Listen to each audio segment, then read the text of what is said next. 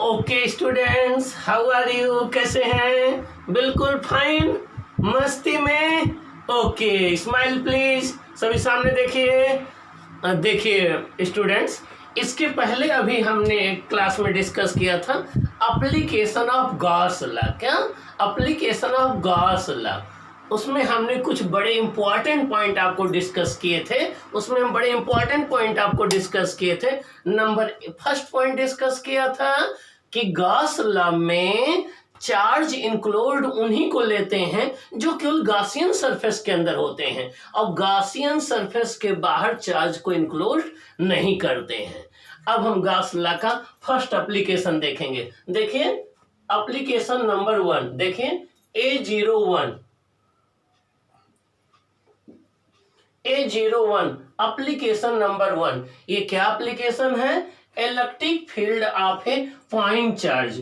क्या है ये? Electric field of A point charge. हम एक पॉइंट चार्ज की इलेक्ट्रिक फील्ड कैलकुलेट करेंगे किसके हेल्प से? गॉस लॉ के हेल्प से। तो गॉस लॉ के हेल्प से हम एक पॉइंट चार्ज की इलेक्ट्रिक फील्ड कैलकुलेट करेंगे। और इसके पहले आप डिस्कस कर चुके हो, ये कोई अगर एक पॉइंट चार्ज हो, इससे r डिस्टेंस पर कोई पॉइंट P हो, ये कोई पॉइंट P हो, तो यहां पर इसकी इलेक्ट्रिक फील्ड होती है E इक्वल टू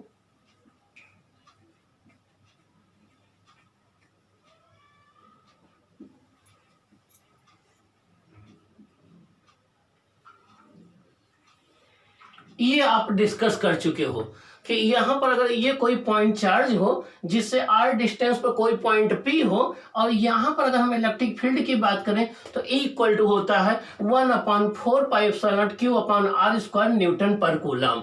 ये है। अब यही फॉर्मूला हम डिराइव करेंगे गॉस लॉ का यूज करके। देखिए कैसे हम डिराइव करेंगे, इस पर हमें स्टेप्स को ध्यान देना है। देखिए फर्स्ट स्टेप, देखिए स्टेप नंबर 1 में हमने क्या किया, एग्जाम में आपको ये स्टेप नहीं राइट करने हैं, हम आपको यहाँ एक्सप्लेन करने के लिए राइट करें जिससे आपके समझ में आ जाए अच्छे से। स्टेप 1 में हमने क्या किया, ये एक पॉइंट चार्ज Q ले लिया। क्या किया? एक पॉइंट चार्ज Q ले लिया। अब हमें क्या करना है, इसके इलेक्ट्रिक फील्ड कैलकुलेट करना है। क्या करना है? इसके इलेक्ट्रिक फील्ड कैलकुलेट करना है। तो पहला स्टेप ये होता है कि हम ये देखें कि किस चार्ज डिस्ट्रीब्यूशन की हमें इलेक्ट्रिक फील्ड कैलकुलेट करना है। क्या देखना है बच्चों? कि किस चार्ज डिस्ट्रीब्यूशन की हमें इलेक्ट्रिक फील्ड कैलकुलेट करना है। क्या वो एक पॉइंट चार्ज है? क्या वो इलेक्ट्रिक डाइपोल है? क्या वो एक लाइन चार्ज है? क्या वो एक सरफेस चार्ज है? क्या वो वॉल्यूम चार्ज है? मींस जो चार्ज डिस्ट्रीब्यूशन है जिसकी फील्ड निकालना चाहते हो उसका डिस्ट्रीब्यूशन कैसा है। मींस सबसे पहले हम चार्ज डिस्ट्रीब्यूशन के विषय में देखते हैं जिसके इलेक्ट्रिक फील्ड निकालना होता है। अब कहोगे सर मैंने देख लिया, देखने के बाद क्या करें? देखने के बाद ये देखना है कि अगर वो पॉइंट चार्ज है जैसा ये है, तो इस केस में हमें गॉसियन सरफेस को स्फेरिकल लेना होगा। अगर ये इलेक्ट्रिक डाइपोल है तो गॉसियन सरफेस को हमें जो है वो सिलेंड्रिकल लगभग लिया जाता है, सिलेंड्रिकल लेना होता है। अगर ये आपका लाइन चार्ज है तो सिलेंड्रिकल गॉसियन सरफेस लेते हैं। अगर ये प्लेन चार्ज डिस्ट्रीब्यूशन है तो प्लेन गॉसियन सरफेस लेते हैं। तो गॉसियन सरफेस ले तो हम किसी शेप कर सकते हैं, स्फेरिकल, सिलेंड्रिकल, सिमेट्रिक, एसिमेट्रिक, लेकिन याद रखना है it should be always symmetric to the charge distribution. Gaussian surface जो है वो हमेशा चार्ज डिस्ट्रीब्यूशन के सिमेट्रिक होना चाहिए। क्या होना चाहिए? सिमेट्रिक होना चाहिए। तो पहला पॉइंट आपको ध्यान रखना है कि चार्ज डिस्ट्रीब्यूशन कैसा है। दूसरा पॉइंट देखना है कि जो गॉसियन सरफेस आपको लेना है वो चार्ज डिस्ट्रीब्यूशन के रेस्पेक्ट में सिमेट्रिक होना चाहिए। चाहे जिस शेप का हो, इससे मतलब नहीं है, लेकिन वो सिमेट्रिक जरूर होना चाहिए।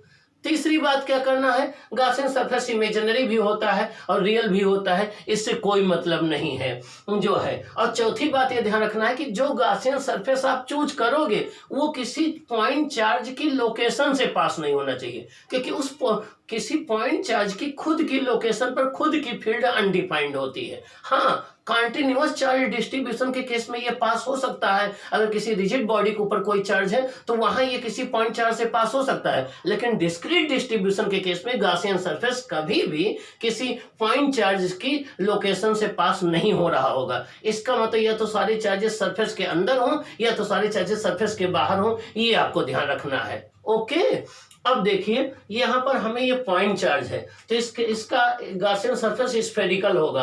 अब हमें देखना है किस पॉइंट पर हमें इलेक्ट्रिक फील्ड निकालनी है। सपोज कर लो हमें इस पॉइंट पर निकालनी है, ये पॉइंट हमारा ए है, ए पॉइंट पर इसकी इलेक्ट्रिक फील्ड हमें निकालनी है। किस पॉइंट में निकालनी है बच्चों? ए पॉइंट पर। सामने देखो ए पॉइंट पर, बगल वाले बच्चे इधर देखें ए पॉइंट पर, बीच वाले बच्चे इधर देखो ए पॉइंट पर निकालना है।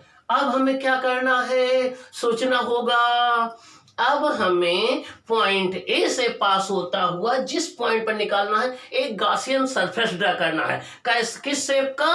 स्फेरिकल शेप का। क्यों? एक पॉइंट चार्ज का गॉसियन सरफेस स्फेरिकल होता है। तो देखिए हमने क्या किया, यहां से होता हुआ एक हमने गॉसियन सरफेस ड्रा कर लिया जिसके सेंटर पर ये हमारा चार्ज आ गया, इस सेंटर पर हमारा चार्ज क्यू आ गया, एक गॉसियन सरफेस ड्रा कर लिया। और ये कितनी डिस्टेंस पर था? आर डिस्टेंस पर। ये हमने गॉसियन सरफेस ड्रा कर लिया। तो पहला स्टेप ये हुआ कि हमें देखना है चार्ज डिस्ट्रीब्यूशन क्या है। दूसरा स्टेप क्या करना है, उस चार्ज डिस्ट्रीब्यूशन से सिमेट्रिक हमें गॉसियन सरफेस ड्रा करना है। तीसरा स्टेप क्या करना है कि उस गॉसियन सरफेस पर कोई पॉइंट ए ले लेना है, ये ले लिया। अब चौथे स्टेप में हमें एक एरिया एलिमेंट लेना है। क्या लेना है? एरिया एलिमेंट लेना है। इसको हम बोल दें डीएस, ये एरिया एलिमेंट हो गया।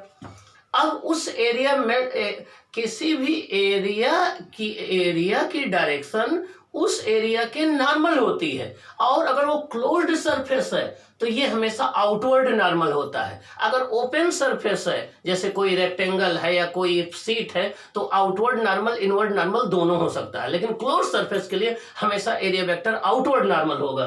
तो देखिए एरिया वेक्टर की डायरेक्शन ये हो गई, ये आपकी डीएस की डायरेक्शन हो गई। अब इलेक्ट्रिक फील्ड देखिए, इस पॉइंट चार्ज की ये प्लस है, यहां पर इलेक्ट्रिक फील्ड क्या होगी? आउटवर्ड होगी। आपको पता है कि किसी भी पॉजिटिव पॉइंट चार्ज की इलेक्ट्रिक फील्ड किसी पॉइंट पर रेडियली आउटवर्ड होती है। तो देखिए एरिया वेक्टर की डायरेक्शन ये हो गई, इलेक्ट्रिक फील्ड की डायरेक्शन ये हो गई, दोनों सेम डायरेक्शन में है। इनके बीच में थीटा कितना होगा बच्चों? 0 डिग्री। थीटा कितना होगा? 0 डिग्री। cos 0 की वैल्यू कितनी होती है? 1। तो cos 0 डिग्री हो गया। ये आपका फोर्थ स्टेप हो गया। अब फिफ्थ स्टेप में क्या करना है कि इस डीएस एरिया से पास होने वाला फ्लक्स आपको कैलकुलेट करना है। स्टेप फिफ्थ ये कैलकुलेट करना है। इधर देखिए आप लोग डी फाई, ठीक ना? D phi. अब आप कहोगे डी फाई क्या होता है? D phi is the small amount of electric flux passing through the area element DA.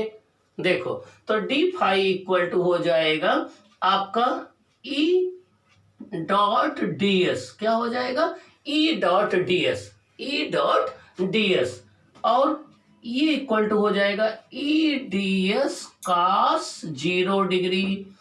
ये हो जाएगा ए डॉट बी। बच्चों क्या होता है? A B cos theta. क्या होता है? A B cos theta. ये हो जाएगा ई डीएस cos 0 डिग्री, और ये हो जाएगा इक्वल टू ई डीएस। अब आपको पता है कि अब टोटल फ्लक्स निकालेंगे तो टोटल फ्लक्स होता है डी फाई, ये हो जाएगा yes d phi equal to, ये हो जाएगा phi E equal to d phi equal to integration E d S, और इक्वल टू किसके होता है बच्चों? ये होता है Q enclosed upon epsilon naught के। पहले से हमें पता है Q enclosed upon epsilon naught के बराबर होता है। अब देखिए यहां से ये हो जाएगा ई, अब ई के विषय में देखिए, जो इलेक्ट्रिक फील्ड का मैग्नीट्यूड यहाँ पर होगा वही यहाँ पर होगा, वही यहाँ पर होगा, वही यहाँ पर होगा, हर एक पॉइंट पर इलेक्ट्रिक फील्ड का मैग्नीट्यूड सेम होगा इसके सरफेस के हर एक पॉइंट पर। तो वो इंटीग्रेशन के बाहर हमने आउटसाइड में ले लिया। अंदर क्या बचेगा, अंदर बचेगा बच्चों ds, क्या बचेगा ds इक्वल टू क्या आ जाएगा, q इंक्लोड अपॉन एप्सिलॉन नॉट। अब आपको पता है ds क्या होता है, एक स्फीयर का टोटल सरफेस एरिया। ds क्या हो जाएगा, इंटीग्रेशन ds क्या हो जाएगा, टोटल सरफेस एरिया। वो कितना होता है 4 पाई आर स्क्वायर। तो देखिए ये आपका हो जाएगा E इंटू टोटल एरिया क्या हो जाएगा 4 pi r square equal to कितना हो जाएगा, Q इंक्लोड Q के बराबर है एप्सिलॉन नॉट।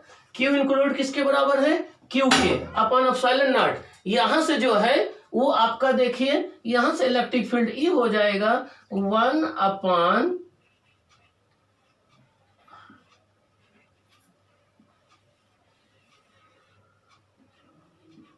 यहां से इलेक्ट्रिक फील्ड हो जाएगा E into 4 pi r square, total surface area हो गया स्फीयर का। अब Q इंक्लूड Q के बराबर होगा अपॉन एप्सिलॉन नॉट। तो E की वैल्यू क्या आ गई 1 upon 4 pi epsilon naught Q upon r square newton per coulomb. ये इलेक्ट्रिक फील्ड आ गया किसका, पॉइंट चार्ज का। तो आपने देखा कितनी खूबसूरती से गॉस लॉ का अप्लाई करके आपने पॉइंट चार्ज के इलेक्ट्रिक फील्ड कैलकुलेट कर लिया। तो ये रहा गॉस लॉ का फर्स्ट एप्लीकेशन, जिसमें हम एक पॉइंट चार्ज की इलेक्ट्रिक फील्ड जो है वो कैलकुलेट कर लेते हैं और वो रिजल्ट ये आ गया। अब यहाँ पर हम आपको 3 बातें ध्यान रखनी है।